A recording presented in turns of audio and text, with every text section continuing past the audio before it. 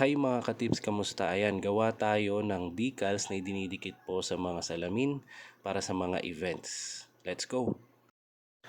Okay, so unang-una mga ka-tips, kailangan natin i-open yung ating Photoshop. So ito yung ating Photoshop. Yan, so yan yung mga layers natin. So kung kayo gagawa ng mga decals para sa salamin, pinakamainam po ay i-layout ninyo siya dun sa size mismo ng salamin. So ito yung size ng salamin na paglalagyan nila nung decals na gagawin natin. Okay? So, ito yung size na binigay. So, depende yan sa salamin, ano? So, yung image size natin ay 50 by 160 centimeters. Yan yung size nung salamin, actual size, no? And then, sabi meron daw siyang semicircle sa taas. So, hindi siya pure na rectangle. Okay? So, once na okay na yung size ng inyong mirror sa inyong layout, pwede nyo nalagyan yan ng design. So, ito yung mga design na yan. No, kayo nang bahala kung anong design ang gusto ninyo. So, dito sa Photoshop, maganda niyan. Pwede nyo i-export isa-isa lahat ng mga elements po na ito. No? So, kung pupunta kayo sa my layers, i-right click nyo lang yan, and then quick export PNG. So, pag click nyo to, may export nyo na po yan individually, no? Yan. So, hindi nyo na po kailangang save, ialisin pa yung alisin yung background, isave ng separate yung mga images. Hindi na. So, dito, ay may save nyo na po siya pa isa-isa.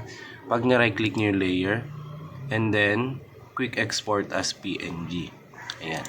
So, ngayon, eto na yung ating mga ikakat na mga elements. Yan. Hiwa-hiwalay sila. So, since yun yung layout natin, make sure din na alam ninyo yung size ng inyong mga elements. Kasi yun yung isa-set ninyo sa may cameo ninyo or sa kahit na anong cutter platter. So, kung i-zoom in natin tong ating image, yan. I-click nyo yung isa. Kunwari, click natin tong promenade. Mali. I-click natin ito, for example, yung promenade, itong promenade. Makikita nyo yung size niyan. Dito sa may gilid, sa may left panel, click nyo itong properties, yan. Tapos, ito yan, no?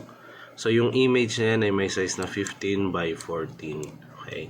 So, ganun din, pag i-click nyo yung 2025, ito, 2025, click natin, makikita ninyo 6.49 by 2.30 ng size. So, ganun lang, no? Makikita ninyo ang mga sizes po ng mga yan. Ngayon naman, mga ka-tips, no? Ililipat naman natin siya sa may Silhouette Studio. So, para ikat natin siya. So, ito po yung paper po natin. May cutting mat po yan na 12 by 24. Yung cutting mat natin. 12 by 24. So, since yung pinakamahaba natin na sukat kanina ay yung word na promenade, ito yung word na promenade, at hindi po yan nakasaktong size pagka in-import ninyo sa inyong Silhouette Studio. So, kaya importante sa Photoshop pa lang, ay i-check nyo na yung kanyang size. Ayan, so 15.53 by 4.53. So, dito sa Silhouette Studio, pag i-resize nyo yan, make sure na nakalock po yung ratio. Ito, yan. I-lock ninyo yan. Para isang size na lang yung i-adjust ninyo, which is yung width niya na 15.53. Yan. 15.53. Yan, automatic na yan na magre-resize na naka-ratio. So, ngayon, since pahaba yung ating cutting mat, so, ano po natin yan ng 90%. Yan. So, ganyan din po ang gagawin nyo sa ibang parts ng inyong design. So, since ito ay 15.53, so, yung gagawin ninyong vinyl ay, syempre, mas malaki. At ang size ng vinyl ay nasa 12 by 17. Kasi, mapagkakasya nyo na lahat dito yung mga letterings, no? So, pag nailagay nyo na lahat, ganito magiging itsura niyan. Ayan. So, Louisian Promenade 2025. So, nakaset na po yan dyan. Nagkasya po lahat. Ngayon, ikakat nyo na lamang siya. Yan mga ka-tips, ito na yung ating nakat na vinyl. Yan. So, ito po ay Primecal. So, yan po ang brand niya. Primecal, ano. Ang size po na ito ay nasa 12 by 17 inches. At gagamit po tayo ng 12 by 24 na cutting mat. Para sure na hindi gagalaw yung ating vinyl pag inilagay na sa may cutter platter. So ilagay na natin yung ating cutting mat sa ating Cameo 4. Yan, so make sure sa paglalagay po na ito, yung pinaka-edge po, yung pinaka-edge na inyong cutting mat ay nakatapat po dito sa line na to.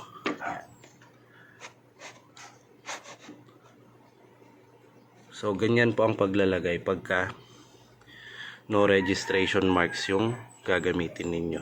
Okay? Para sa cut setting, so since kiss cut lang yung gagawin natin dito, so ganito po ang settings natin. So vinyl glossy, yung blade depth natin 2, tapos yung force natin, okay na to mga 20. Yan. Yung speed natin 5 lang. Okay, yan lang. Yan lang yung settings na gagamitin nyo. Auto blade lang tayo. Hindi tayo gumagamit ng ibang blade. Kasi yung auto blade natin, okay na yan sa kahit na anong material, no? Wag lang kahoy. Okay? So, tara, cut na natin to.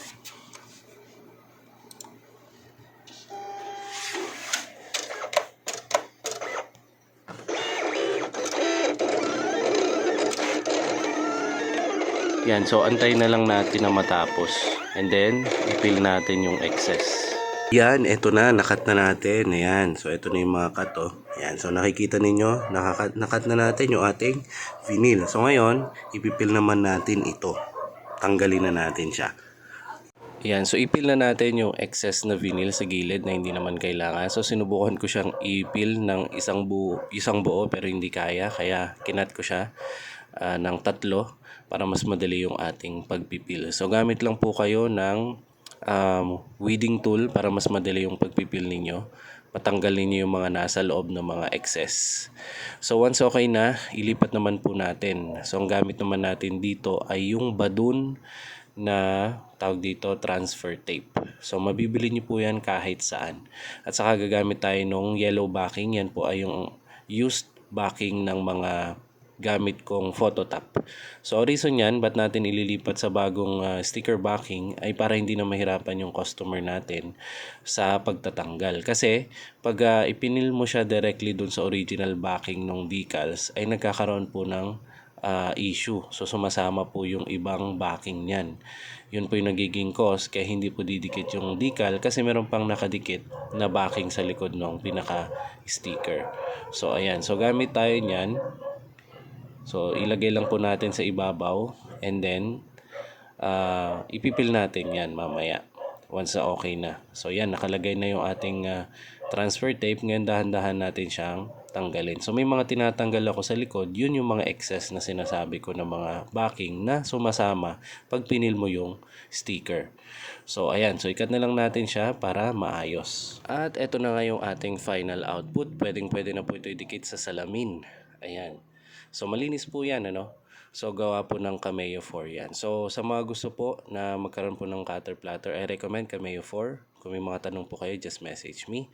And kung may natutunan kayo, please follow the print tips. Okay? Maraming salamat hanggang sa susunod na tutorial.